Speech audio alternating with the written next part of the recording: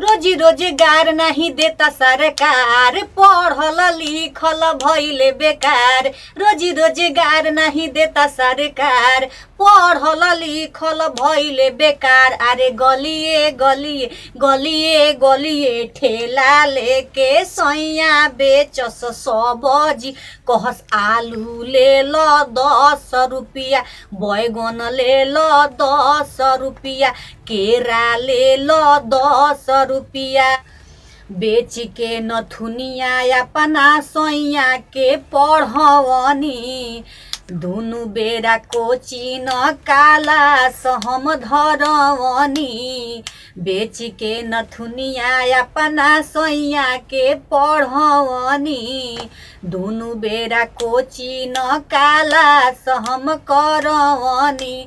भइले बेरोजगार बथे टेंशन से कपार, नइखे अब हमके कोनो जिए के आधार। भइले बेरोजगार बथे टेंशन से कपार, नइखे जिए के अब कौनो आधार। अरे गलिए गलिए गलिए गलिए ठेला लेके सैया बेचस सब्जी। कहस आलू ले लो 10 रुपया, बैगन ले लो 10 रुपया।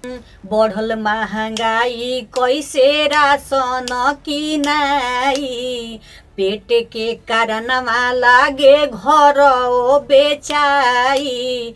बढ़ल महंगाई कैसे राशन किनाई, पेट के कारणवा लागे घर बेचाई।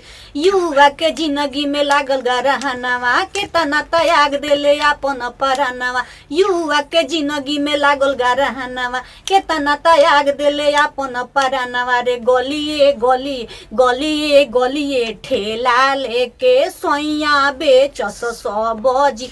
कहस मुरई ले लो 10 रुपया, भंटा ले लो 10 रुपया, मुरई ले लो 10 रुपया, आलू ले लो 10 रुपया।